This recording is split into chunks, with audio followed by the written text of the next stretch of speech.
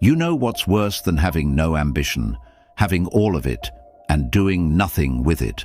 Picture this, a lion, powerful, built to hunt, to dominate, but it just lies there, day after day, watching prey pass by, dreaming of the hunt, never moving. That lion isn't lazy because it can't hunt. It's lazy because it knows it can tomorrow. If that stings, good. Because today, we're dissecting the psychology of people who want everything but do nothing. And chances are, you're one of them. Ambitious, yet lazy. The person who has a vision board but hasn't opened their laptop in weeks.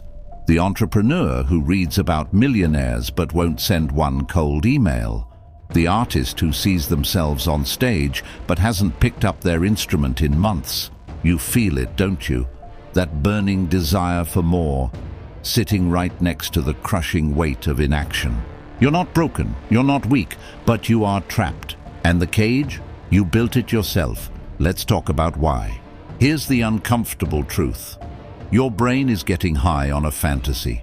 Every time you imagine your future success, your brain releases dopamine, the same chemical you get from actually achieving something.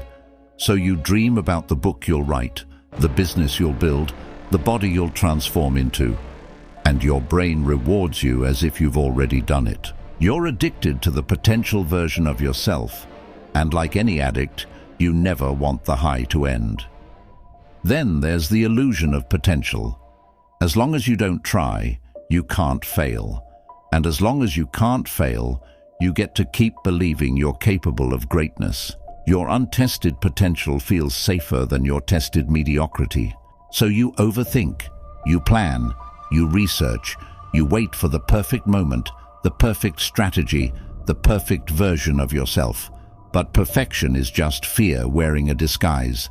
Because here's what nobody tells you. Laziness isn't about being tired. It's about being terrified. You're not avoiding the work. You're avoiding the truth about whether you're actually as capable as you think you are. Your brain is wired for survival, not success. And survival means conserving energy, avoiding risk, staying comfortable. So every time you think about starting that project, your brain calculates, this requires effort. Effort requires energy. Energy is survival currency. Don't spend it unless absolutely necessary. And here's the trap. It's never absolutely necessary. Not today. You can always start tomorrow. There's also the war between who you think you are and who you actually are. You see yourself as ambitious, intelligent, destined for more. That's your self-image. But self-image means nothing without self-discipline. And discipline, that's built through action, not imagination. So you protect your ego. Because if you never truly try, you never have to face the possibility that you're not as special as you think. You get to keep the story alive. I could do it if I wanted to. I just don't want to right now. But deep down, you know, that's not laziness. That's cowardice dressed up as choice. Here's something that will mess with you. Intelligence often makes it worse. Smart people are incredible at rationalizing inaction. You can construct elaborate reasons why now isn't the right time. You can see every obstacle, every potential failure, every variable that isn't perfect yet. Your intelligence becomes a weapon you use against yourself. And ambition without action, that's not motivation. That's self-torture. Every day you wake up wanting more and doing less. You're programming your brain to associate your dreams with pain. You start resenting the very goals that once excited you. Then there's the darkest truth of all. Avoiding action is avoiding responsibility. Because once you start, you're responsible for the outcome. Once you try, you're accountable. Once you commit, you can't hide behind potential anymore. It's easier to be the person who could have been great than the person who tried and fell short. At least the first story lets you sleep at night. But is that really living? Or is that just a slow, comfortable death? Enough diagnosis. Let's talk transformation. First, understand this. You don't need motivation. Motivation is a drug that wears off. What you need is activation energy. The 2-minute rule. You don't have to write the book. Just write for 2 minutes. You don't have to build the business. Just send 1 email. Lower the barrier to entry so much that your brain can't rationalize avoiding it. Because action creates momentum, and momentum creates identity. Second, engineer your environment.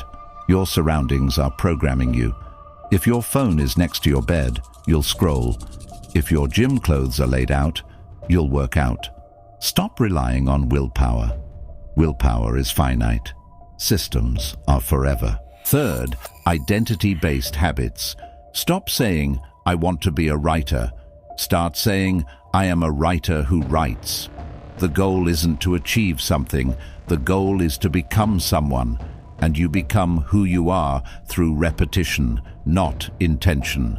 Fourth, accountability triggers. Tell someone what you're doing. Post about it. Make a bet. The moment you make your goals public, your ego shifts from protecting your potential to protecting your reputation. Use that. But here's the real key. You have to be willing to suck. Your first attempt will be terrible. Your first business will probably fail. Your first 100 tries might lead nowhere. And that's exactly the point. Because the only difference between who you are and who you want to be is the willingness to be bad at something long enough to get good at it. So here's your choice. You can keep lying there like the lion, dreaming of the hunt, watching others eat while you starve on potential. Or you can accept that the version of you that you're protecting doesn't exist. It never did. The only version of you that matters is the one that shows up.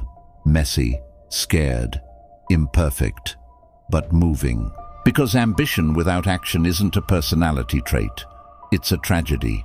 And the world doesn't remember the people who could have been great. It remembers the ones who tried. So stop dreaming. Start hunting.